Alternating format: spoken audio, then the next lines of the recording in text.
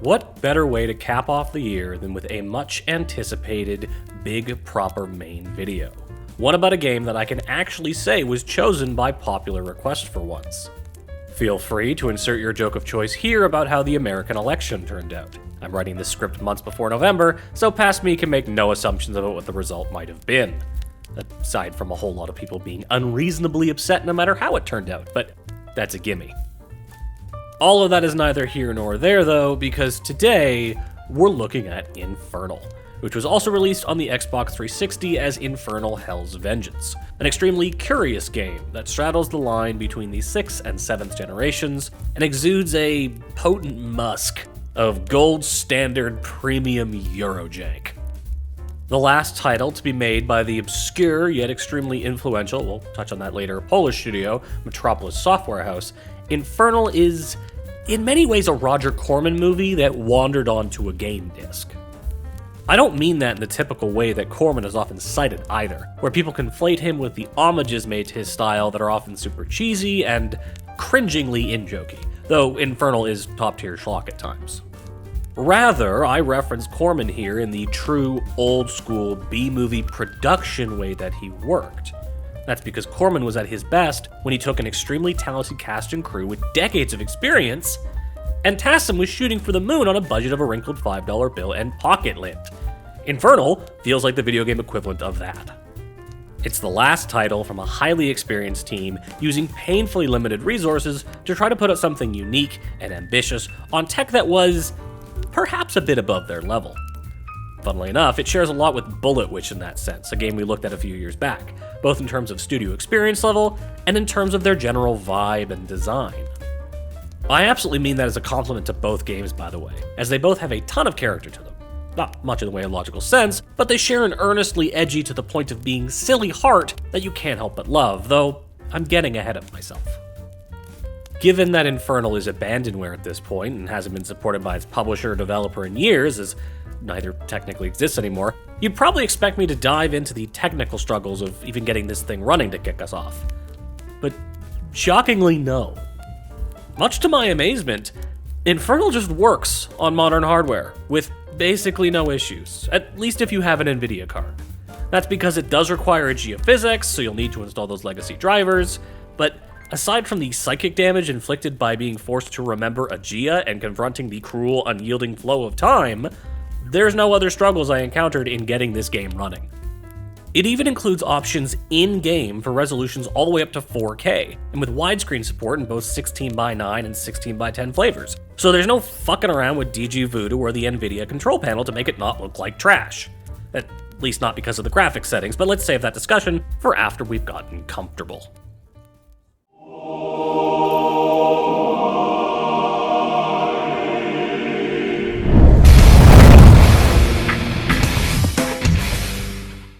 To begin, we start with our protagonist, Ryan Lennox, a former angel and agent of heaven, referred to in this game as Etherlight, having a meal in a fancy restaurant with his old coworker Barbara.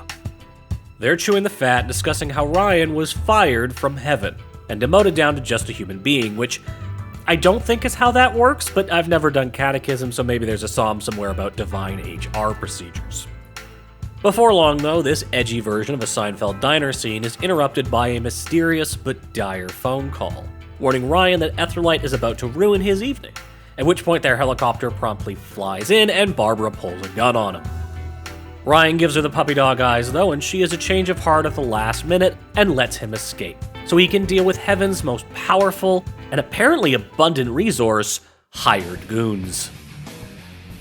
After shooting his way through heaven's finest in the colored, lighting-filled halls of this restaurant's unnecessarily long entranceway, Lennox then makes his way down to the parking garage. From there, he hops into his ostentatious red sports car, because despite being a former angel, humility is clearly not one of his virtues, and he flees the scene to meet up with the shadowy benefactor who tipped him off. Surprise, surprise, it's the goddamn devil, or rather a higher up in Hell's org chart going by the name Lucius Black. Also worth noting here that the forces of darkness in this game are referred to as the Abyss Agency, to complement the divinity of Etherlight. This nomenclature is presumably there so they can cynically avoid using terms as salacious as heaven or hell, but also to push this whole Judeo-Christian theology through the lens of corporate bullshitting, which, despite hardly being original, is still somewhat fun and executed well throughout Infernal's runtime. Hearing that Lennox is now a free agent, Black offers him a job with Abyss, and while Ryan initially turns him down, the fact that Etherlight has betrayed him and put a target on his back is a convincing counterargument. Tempted by revenge, Lennox follows the edge in his heart, and flips a coin like a caricature in a bad Tarantino ripoff, with the camera zooming in on the phrase, "In God we trust," with Ryan then ultimately choosing to ally with the dark side. Lucius, pleased to have signed Lennox on, then gives him the Abyss agency welcome package of generic fiery devil magic, and presumably like a water bottle or a hoodie or something, before sending him off to go commit corporate espionage against the Almighty.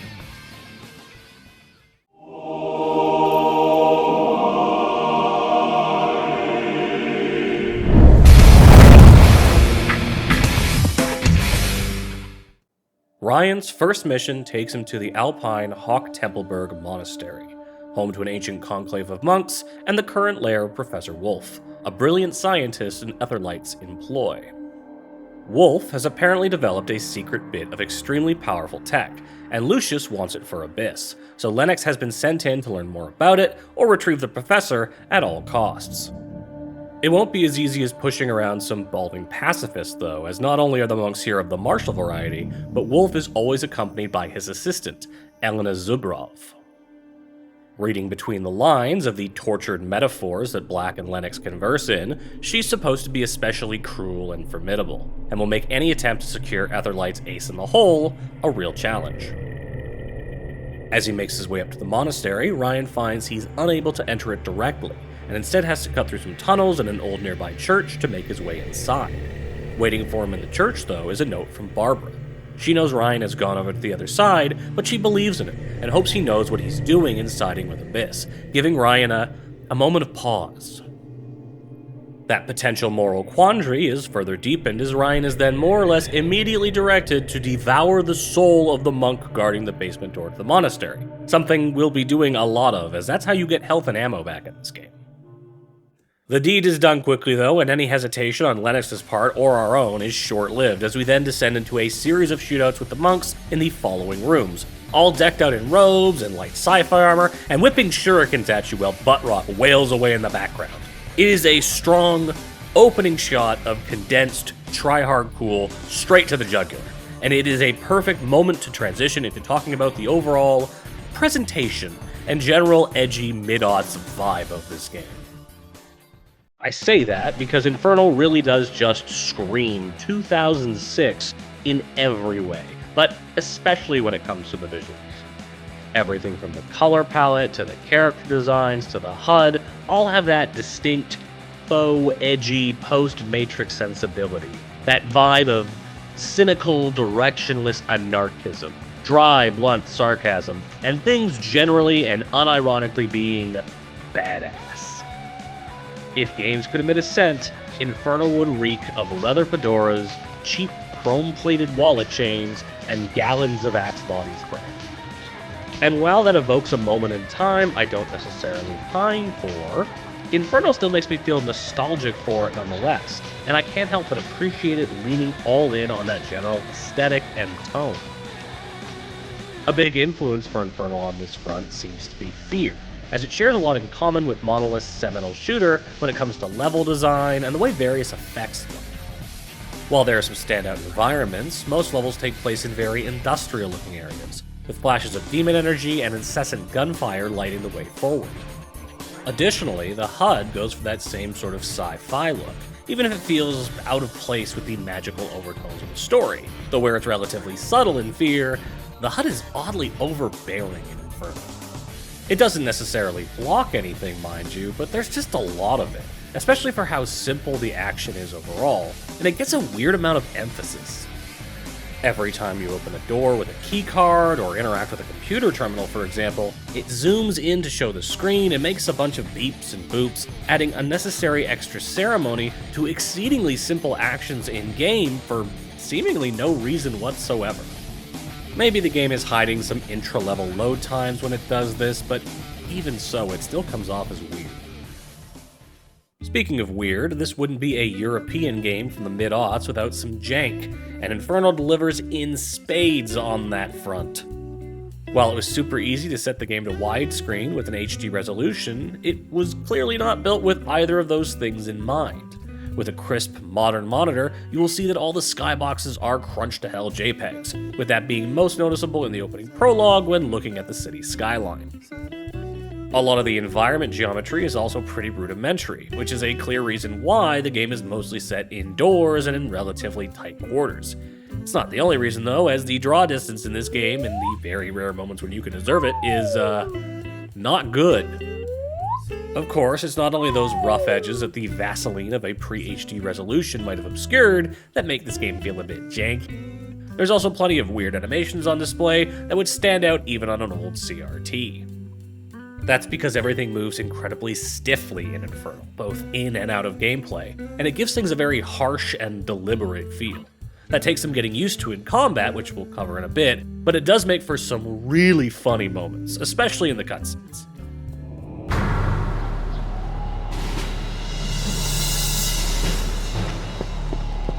We've got intruder alert! Contact Kruger immediately. Tell him to double the guards in the railway cable station area. You really think anyone could get that far? We'd better not risk taking chances. And if someone manages to get to the upper monastery... Then what?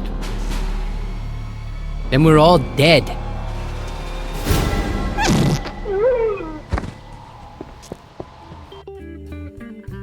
Those all have that early source filmmaker look where things feel somewhat slapped together, with lots of tight zooms and awkward angles to cut around all the animations they don't have, or which they know don't look good.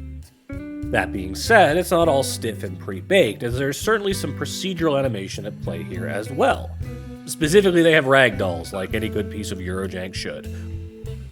Horrific clipping corpses and generally low production value aside, though, Infernal does succeed in achieving a particular overall look, one which I would call iconically generic.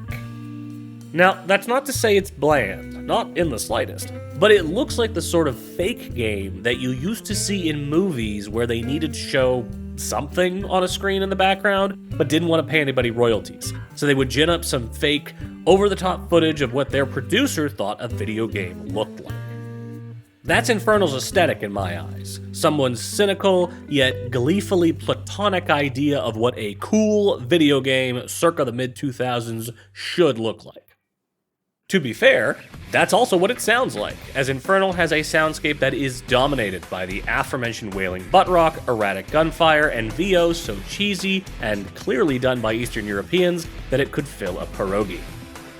Starting off with that VO, as you've already seen, this game has a particular tone to it. Leaning hard on sarcasm and edge, it has a sort of dialogue that heavily relies on delivery to sell it properly. Is that all you can offer? And think of all that power you'll have.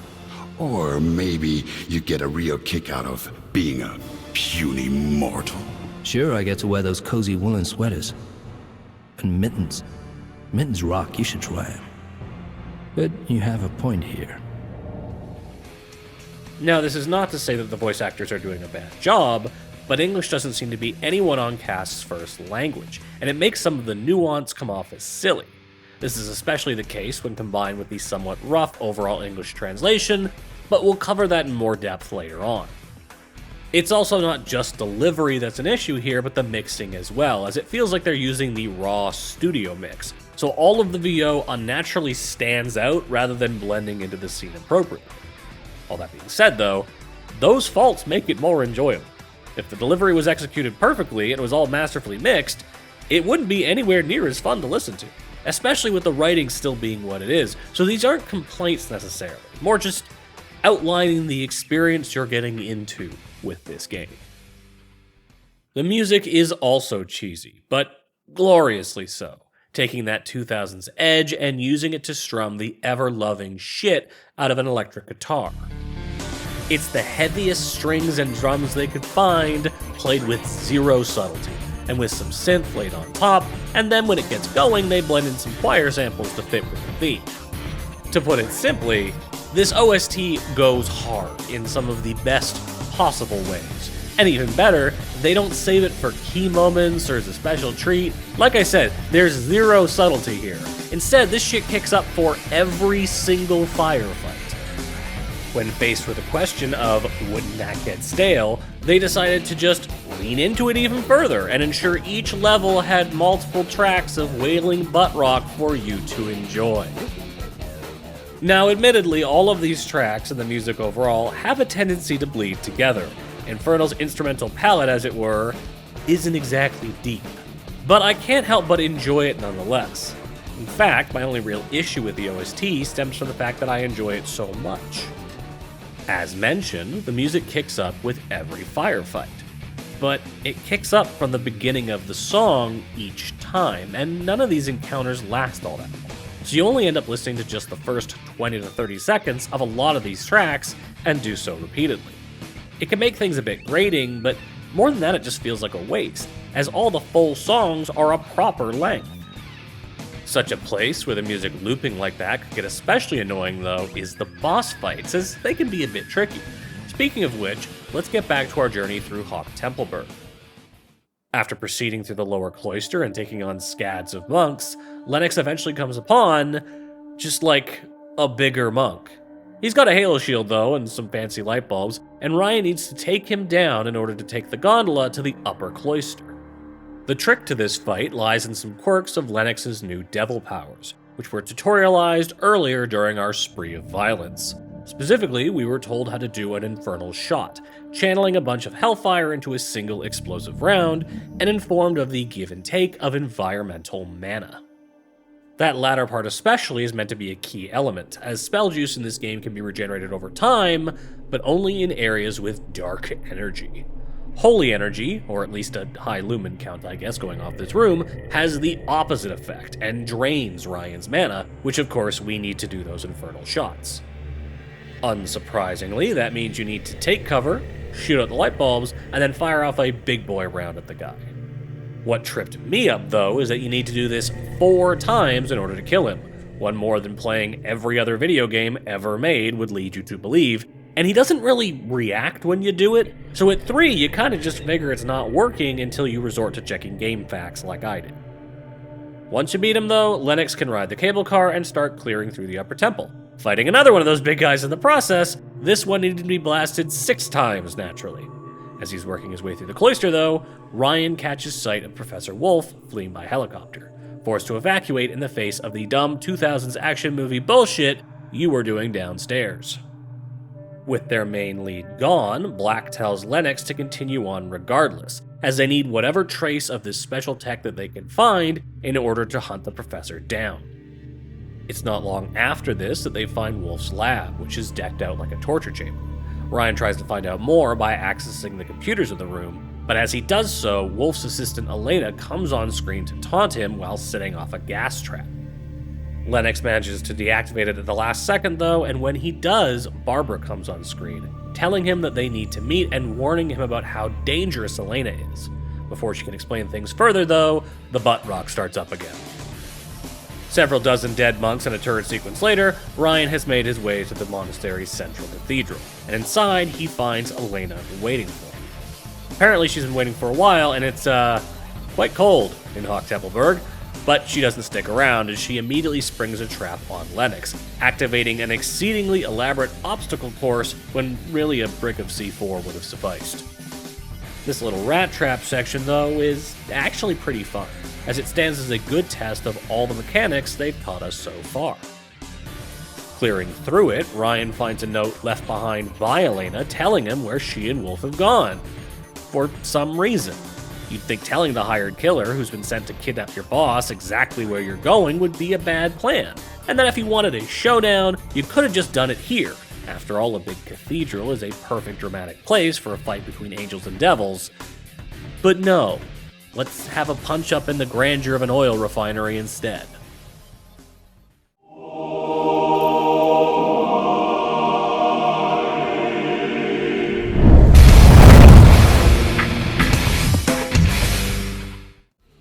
Sneaking into the refinery, Ryan encounters Elena almost immediately, who ambushes him with some regular-ass grunts, once again not really showing her full considered henchman oomph. Speaking of, oomph, it's apparently cold here at the oil refinery too, so she quickly escapes deeper into the complex, possibly so that she might find herself a sweater.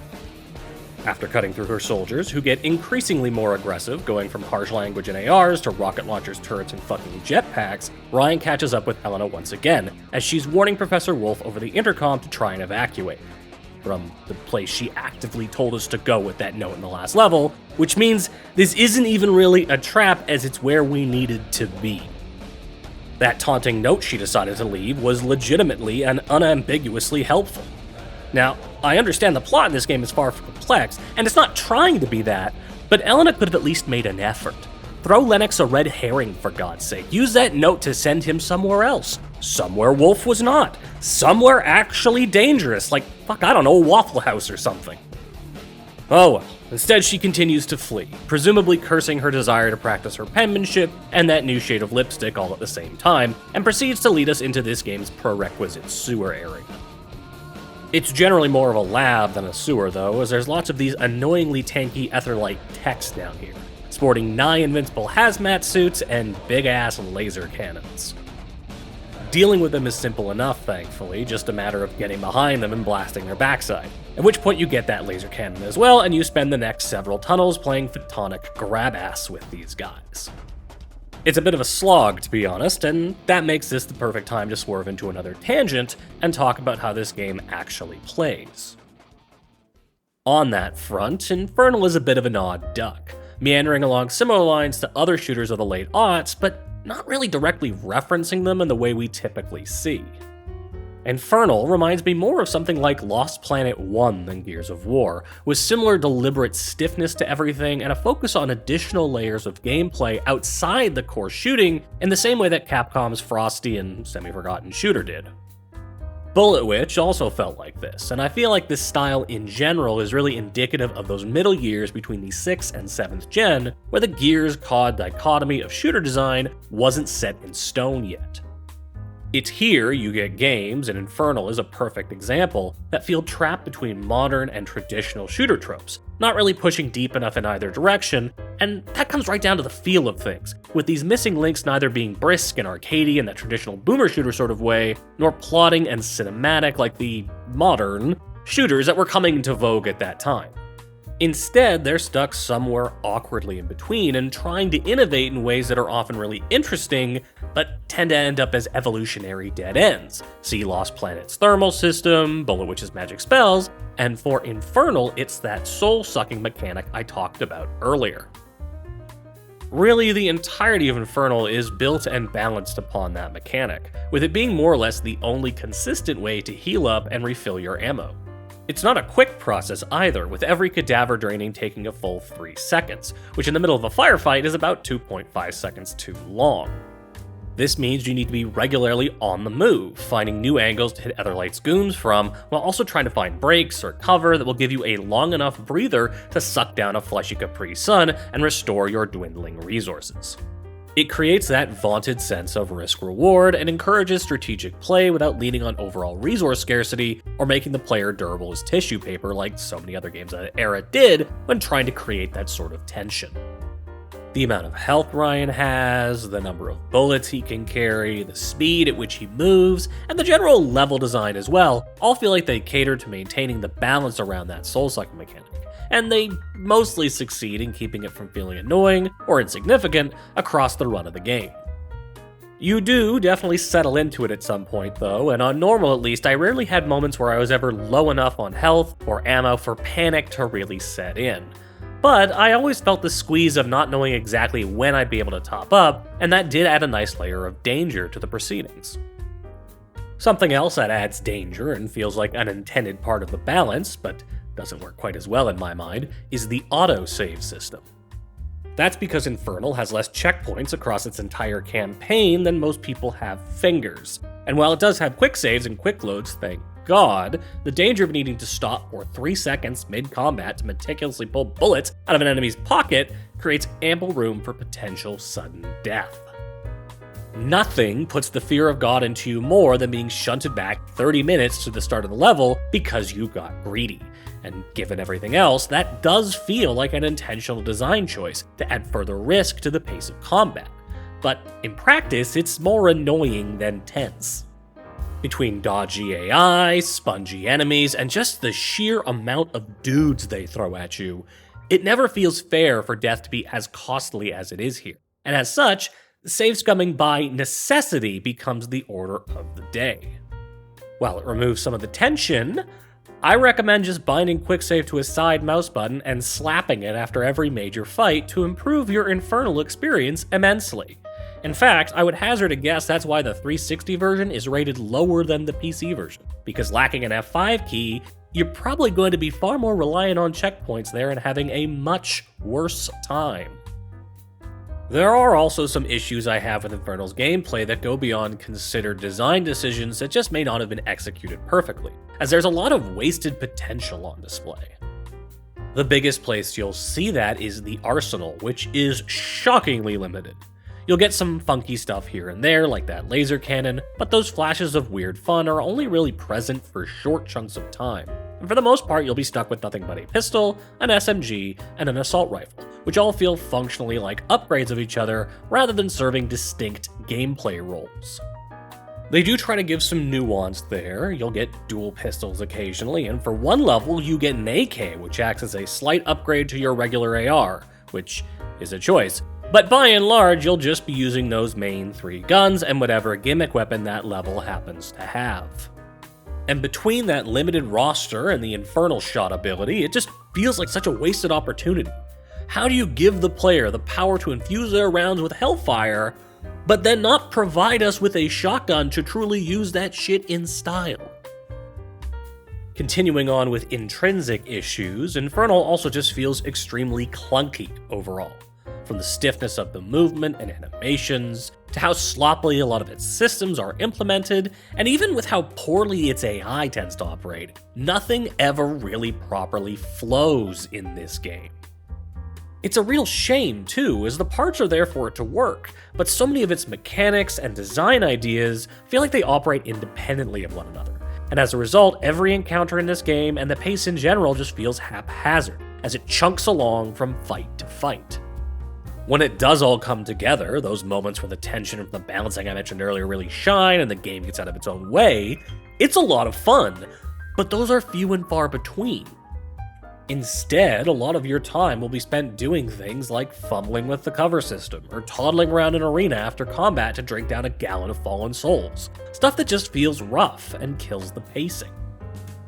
Despite all of those complaints though, the gameplay is ultimately still serviceable, reasonably fun, and does what it needs to do, as it's not really what we're here for anyways.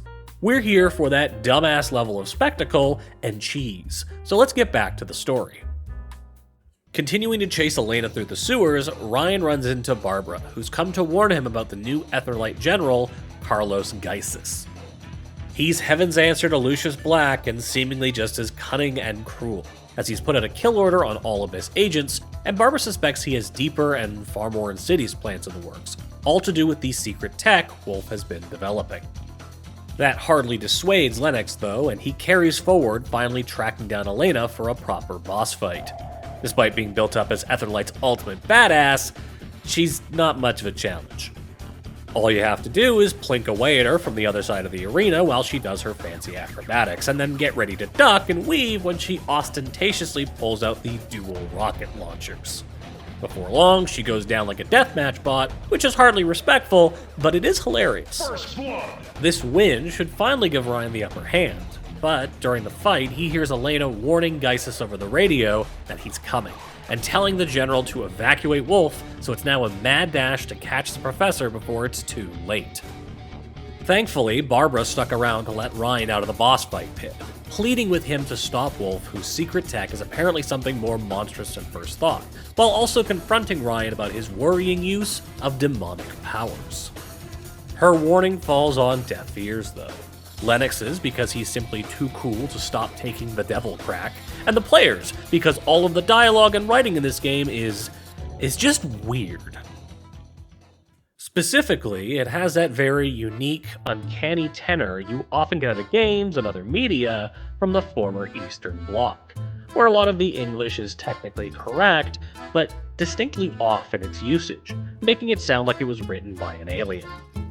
This comes up especially prevalently in the tooltips and tutorials, where you'll see some very odd turns of phrase. A great example of this in the first level is where they teach you about the cover system, and the game refers to it as being sticked to the wall, which is technically accurate to what you're doing, but also no, that just sounds wrong.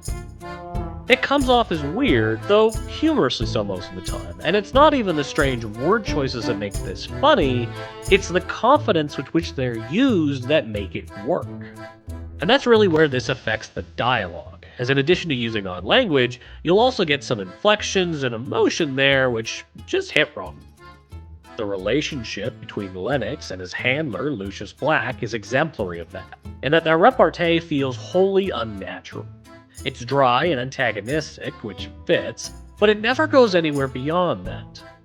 You get zero sense of why these two would have ever agreed to work together, nor do either of them ever really feel like they're getting the upper hand in a conversation. Rather, they talk like exchanging dull barbs as they do is simply the norm for how people should interact, and that it's regular human behavior. It ends up making these characters feel hilariously full of themselves, with the two trying to be cool and aloof, but instead coming off like they've never talked to another person before and are just desperately trying to keep the spaghetti in their pockets. To be fair, that's not just a translation problem, though. It's more something that tends to happen when writers try and fail to do the classic Tarantino-style swagger, and there's plenty of indie films from people who speak perfect English which have fallen into that same trap. You know something? I have been dying to tell you this. Your sculptures and paintings and stuff are all total crap. Oh yeah, and your art? It's obvious. Just goes to show how much actual consideration and care is required to sound effortlessly cool. But, circling back to that wonky translation that brought us here in the first place, it does obscure things somewhat when it comes to this kind of dialogue, which makes it hard to tell whether the writers are in on the joke or not. It's impossible to tell whether they genuinely thought this shit was super cool, and maybe there's just some nuance that got lost in the swap from Polish to English, or whether this was all meant as satire and was playing up the fun, edgy stupidity that we as a society were reveling in throughout the 2000s. Ultimately, though, it doesn't matter, because not being able to tell whether it's genuine or not makes it that much more enjoyable. That is the golden rule of schlock, after all. Speaking of schlock, Ryan has a mad scientist to hunt, so let's get back to it. After getting out of the sewers, plowing through the refinery buildings, and killing a ton more Etherlight grunts, eventually, Lennox makes it to Wolf's secret lab. The professor is yet to escape, and as expected, he gloats and taunts Lennox like any good stereotypical villain should, before launching into an elaborate yet exceedingly generic-feeling boss fight. The first phase sees him sending these brainwashed zombies at us, which are basically just mana fodder for Ryan to draw from as he blows up the power cores on the outside of Wolf's big central machine. Next, Wolf exposes his balls, which Ryan needs to pull out of the machine using telekinesis, which is indeed something he can do, but it's less useful than it sounds, and I'll explain more about that later. Finally, Wolf starts flying around in his Professor X chair, and Ryan needs to get behind him and fire off one last Infernal shot in order to blow him up and end the fight. Once he's been taken down, Wolf tries to get the last laugh by telling Lennox that Etherlight is always one step ahead, and that his secret machine has already been evacuated to someplace that Ryan will never figure out. At which point, some goober grunt conveniently comes on the radio to say exactly where it's been taken, so we know where to go for the next level, allowing us to continue this fumbling wild goose chase.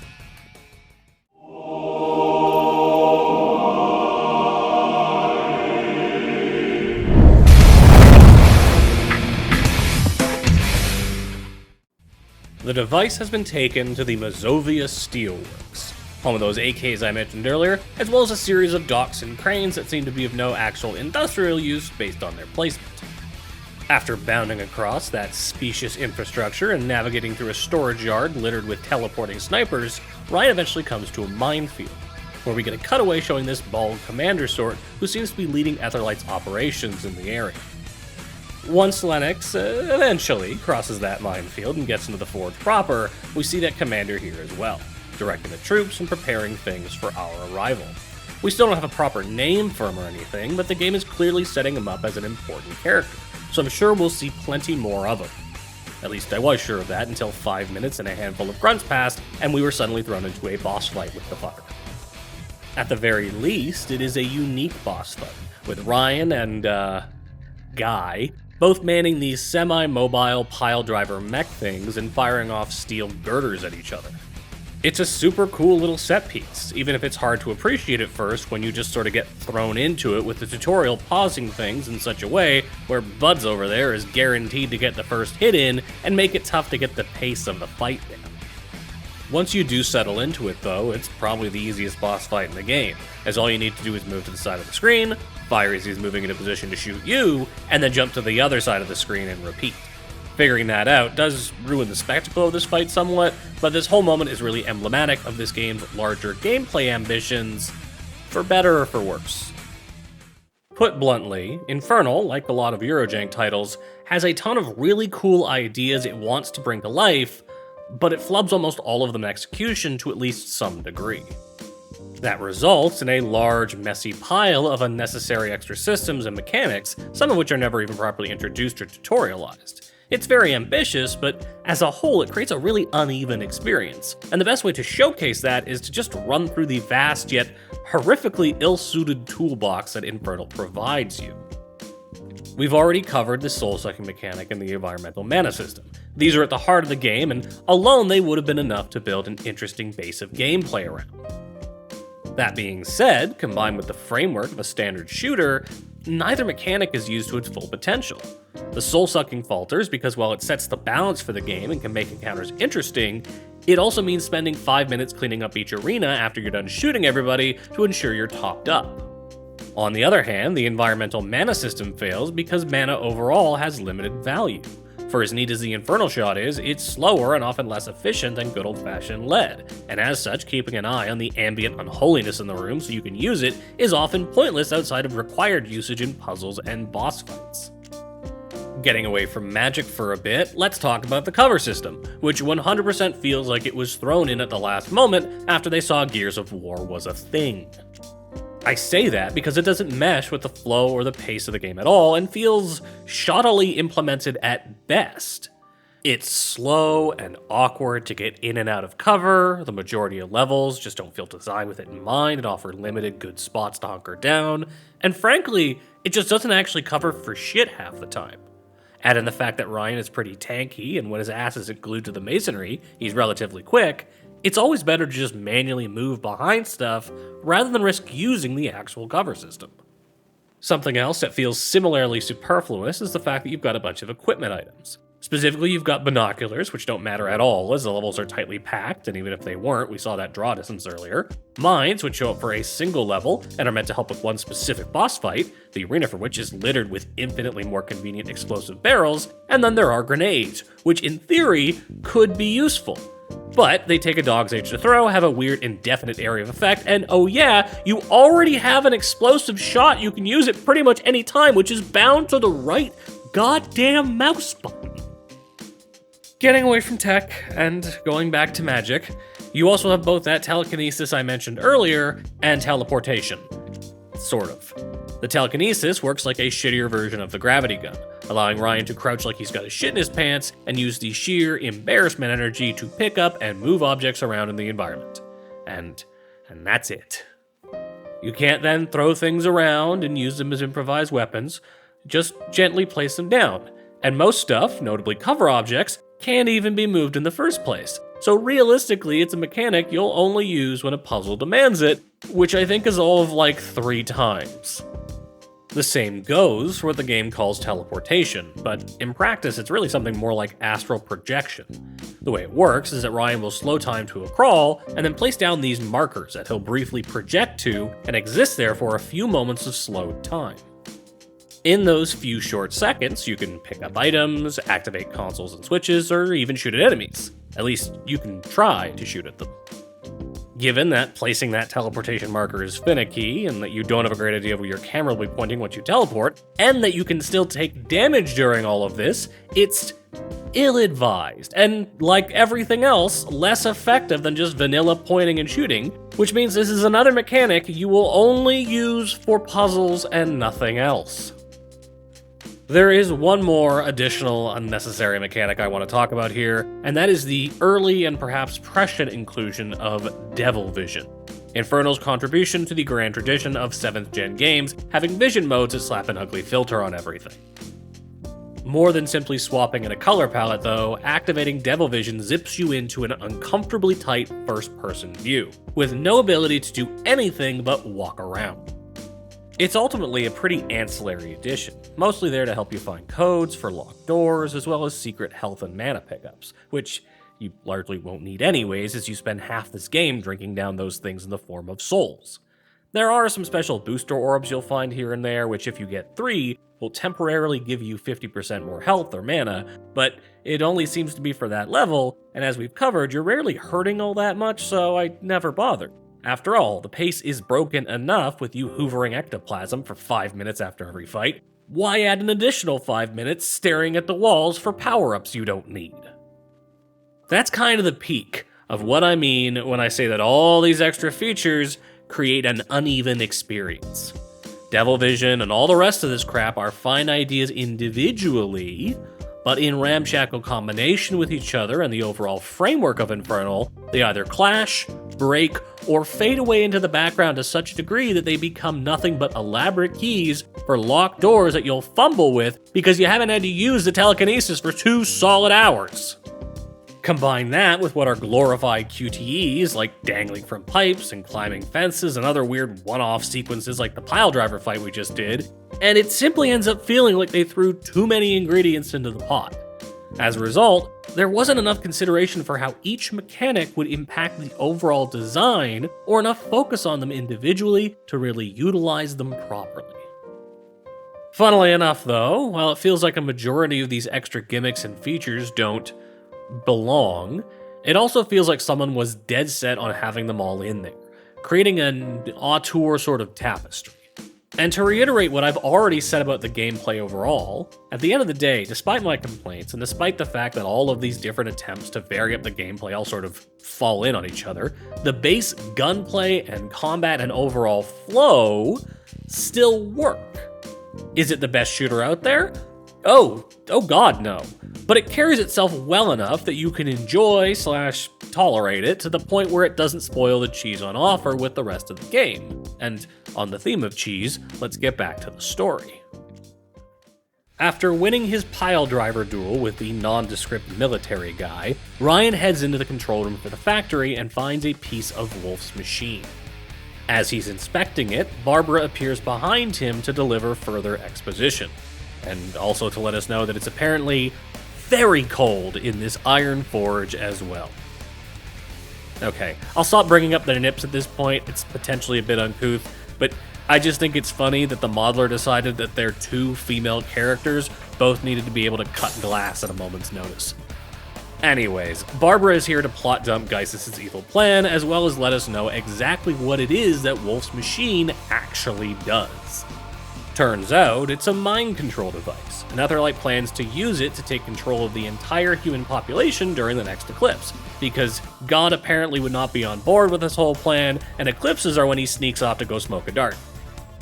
This vacuum tube that Lennox has found is part of the larger machine, and Barbara begs him to stop Geisis while also questioning whether Ryan will ultimately turn the device over to Black and the Abyss Agency. As he leaves the control room, Lennox sees the larger device being carried away out of the Steelworks so that it can be loaded up onto a train car. We then take off in a mad dash after it, which is actually a fun enough little set piece. It feels like there's some legitimate tension, even if the timer is very generous. Once he catches up with it, he hops onto the train and we transition from one set piece to another as he hops into a janky turret and uses it to fend off guards for not even a quarter mile before the train is stopped and Geisis teleports in to pop a cap in his ass, taking Ryan down with a single round of 308, even though he'd been tanking those earlier like they were BBs. An indeterminate but assuredly short amount of time later, Lennox wakes up and realizes that this level is somehow still not over, and rams a train through the doors of the nearby depot. From here, he has to fight his way through the loading dock to the plane the device has been loaded onto, eventually hijacking a jeep and using it to board the jet right as it's leaving the runway.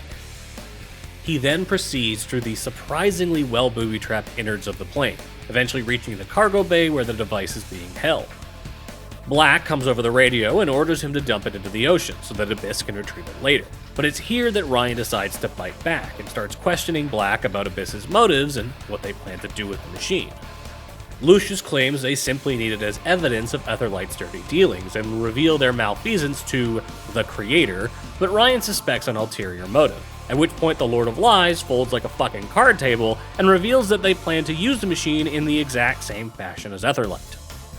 During this questioning, Black also reveals that the machine works by hijacking broadcast signals and brainwashing people via TVs and radios and such, which means that the core evil plot of this game is the same as the Riddlers in Batman Forever. Brain drain! Before he can make a final decision, though, about whether or not to help Abyss take over Etherlight's terrible stolen plan, Lennox is captured by Geisis and Barbara.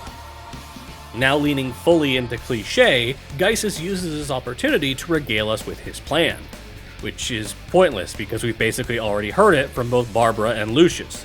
The only new detail he shares is that apparently Heaven's corporate office and technical facilities are located in Canada, presumably so that the Almighty can enjoy the same sort of tax breaks as Uwe Boll. Having done his villain monologue and ending it with a threat to use Ryan as the machine's first test subject, Geisis orders Barbara to take Ryan aboard their ship, the H.M.S. Liberty, and hold him prisoner there until they need him.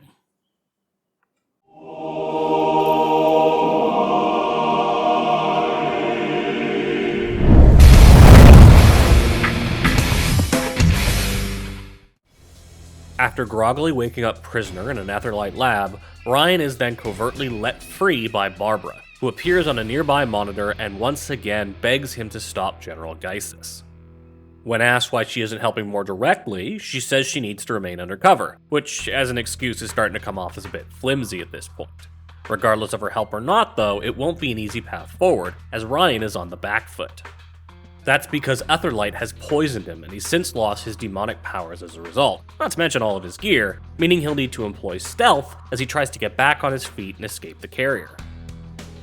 Much like the chase through the Forge earlier, this is another neat little set piece where the game turns into a stealth game for a bit, forcing you to deal with limited ammo and healing as you work your way through the inner decks. It even turns out this game has something resembling a stealth system, adding on another mechanic, with crouch walking and melee takedowns, the barest bones of what you would need to be sneaky. It's a fun idea, turning this otherwise action-focused game into a quiet resource shooter for like 5 minutes. Like every other surprise mechanic in this game, it's terribly done and doesn't feel good, but it's a fun idea nonetheless. Overall, it's clear that there was a conscious effort to keep things varied throughout Infernal's runtime, and break up the tedium of non-stop shooting, either by jankily introducing new things or by adjusting the pace of the action. Even if I think the individual attempts at that were often done poorly, I still have to give them credit for that consideration at the very least.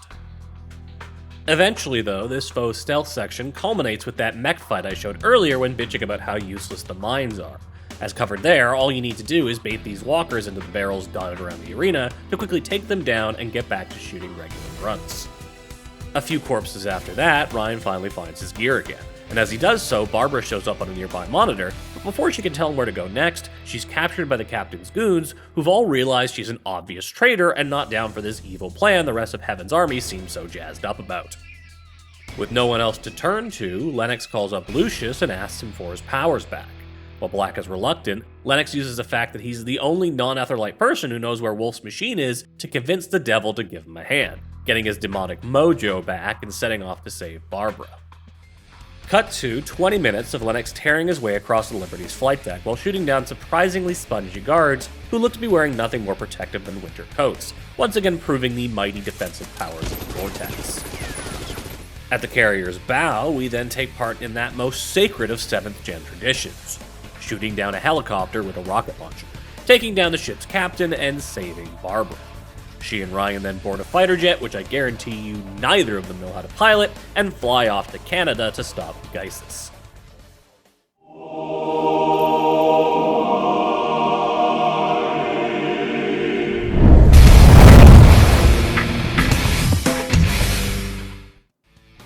Arriving in an unspecified but assuredly low-rent slice of Canadian wilderness, Ryan and Barbara start making their way towards the central Etherlight base. Taking in the scenery out here, you get a good sense of why so much this game was set indoors, as things are looking a bit chunky. There's not much time to focus on that though, as Barbara leads us by the nose through several simple puzzles and a whole whack of guards, with the new wrinkle for the home base being these flying guys with overpowered plasma launchers. As has been the case with every other level though, their special weapon quickly becomes our special weapon, and because they're all carrying it, you functionally have infinite ammo for the damn thing.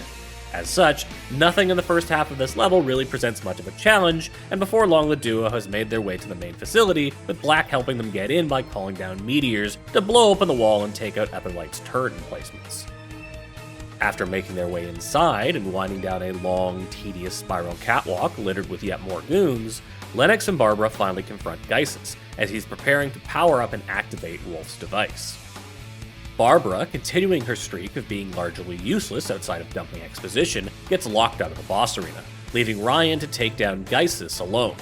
The first phase of this fight is simple enough, and basically the same deal as when we fought Wolf earlier, with Geisis staying protected behind a shield, while you need to use the Infernal shot to take down these towers on the outside of the arena.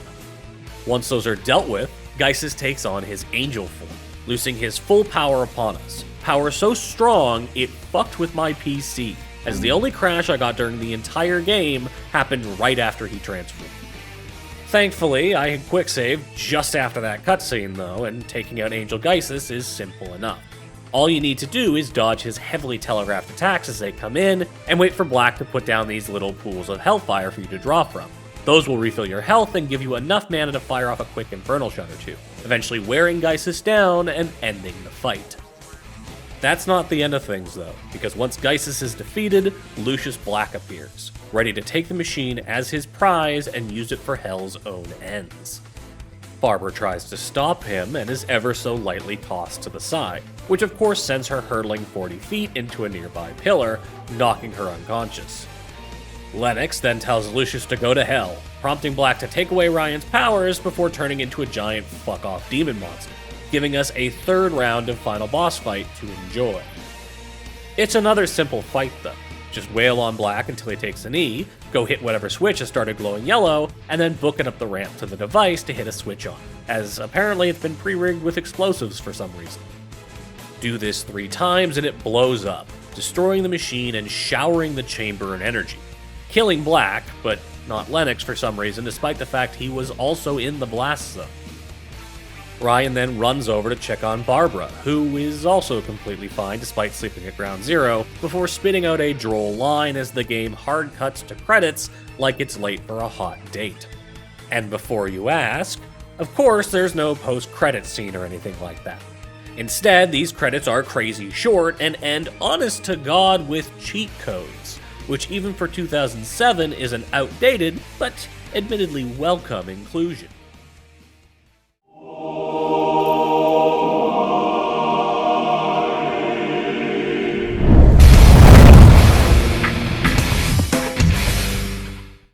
So that's Infernal, and I have to imagine that mad dash to the credits was so that the developer could start packing up their office, as this was the last game Metropolis Software House ever made. But don't take that to mean they didn't have a legacy though, because their studio basically birthed the modern Polish games industry, which has really blown up over the last 20 years or so. Going back to the very beginning, Metropolis Software House was founded in 1992 by, and get ready for me to absolutely butcher a bunch of Polish names over the next bit, Adrian Szymars and Grzegorz Makowski. In those early days, like with so many other smaller studios across Europe, they started off in the DOS/Amiga scene, making various sorts of shareware games and the like. A lot of those titles never ended up leaving Europe, or in some cases even Poland, both due to the state of the games industry at the time, but also due to the state of world politics, as the Iron Curtain had only just fallen and the Eastern Bloc was slowly reconnecting with the Western world. The first title they released that was big enough to get wider distribution and hit North American shores was Gorky 17, which released here as Odium, a game you've almost certainly seen gracing countless bundles and Steam sales over the years. Which is not a mark against its quality, as Gorky 17 is a really interesting and ambitious title that hit above the small team's weight, It was a full-on RPG, done with pre-rendered backgrounds in the Squaresoft style, releasing the same year as FF8 in fact, and sporting simple but pleasantly difficult turn-based strategy combat.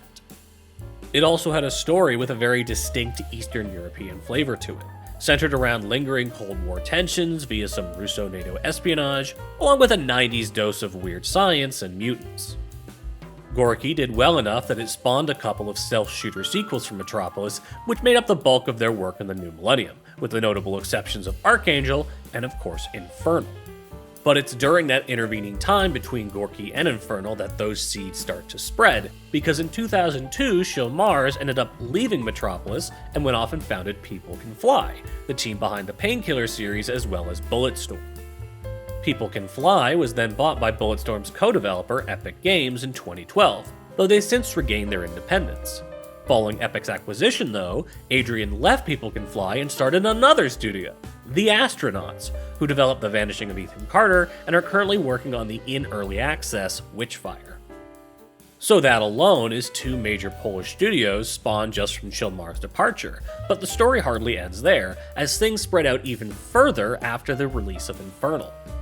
That's because the following year, Metropolis Software House was acquired by CD Projekt of Witcher and Cyberpunk fame.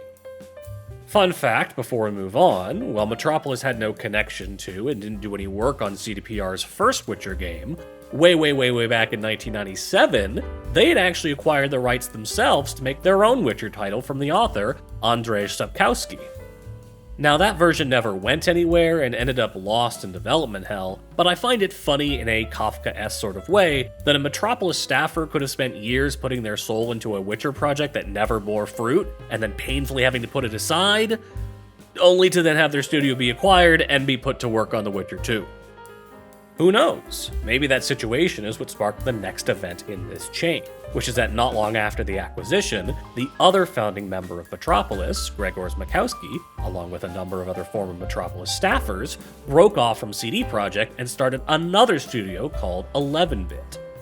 Now, 11-Bit, if you're not aware of them, is something of an indie darling in the Polish game scene. They started off with the well-liked, but not staggeringly successful Anomaly series of tower defense games, before really breaking it big with This War of Mine and later Frostpunk, honing right in on that somber misery simulator niche. Their work does extend beyond the maudlin though, as they've used their success to become a publisher as well, putting out a number of titles from other devs, many of which are also from Poland. Between People Can Fly, CD.PR, 11-Bit, and the Astronauts, the core DNA of Metropolis Software House has spread far and wide in the Polish games industry, and you can't throw a rock at Digital Dragons without hitting a former Metropolitan, or at least someone who's only a degree or two away from one. In fact, at this point I'd be willing to wager that there is not a single Polish game studio that exists which does not have at least one person on staff with a direct, albeit old, connection to someone who helped bring Infernal into the world. A fantastic example of that would be Adam Skoropa, a composer and overall audio mastermind who worked on pretty much every Metropolis title. He's also worked with People Can Fly on Painkiller and Bulletstorm, made some sound effects for Techland used in Call of Juarez and Dead Island, he worked on Hatred and War Mongrels with Destructive Creations, and he's also handled audio work for almost all of Flying Wild Hogs games, another studio that was co-founded by a former Metropolis staffer. Most famously, Adam wrote the original theme for The Witcher, which is still used today, and honestly that's only scratching the surface of his catalog and the plethora of Polish studios he's been involved with. Most importantly though, to bring it all back around, Adam was in charge of the audio for Infernal, which means he's to thank for all of that glorious butt rock and at the very least approving the uniquely enjoyable VO.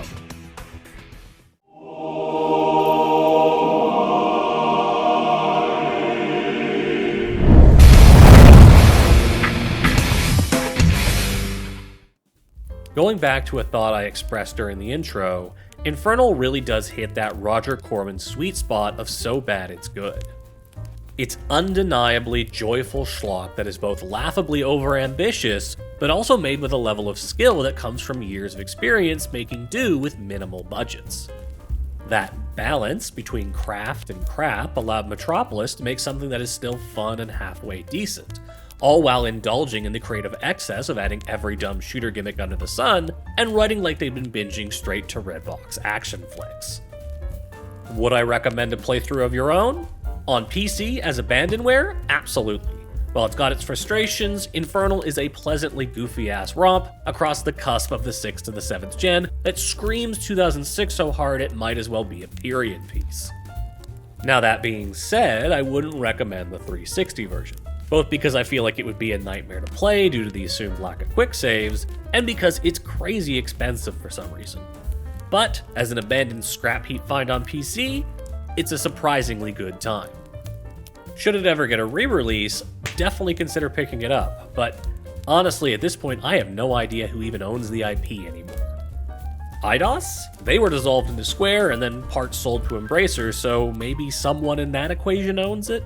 PlayLogic? They also helped publish it, but they've been defunct for over a decade, so maybe the IP rights are sitting in a box in a lawyer's office somewhere. Or maybe Metropolis managed to hold on to the ownership, in which case I guess CDPR would own the license. But frankly, I feel like they have better things to do than revisit Infernal. If it is CDPR though, maybe that means a GOG release could be on the table one day.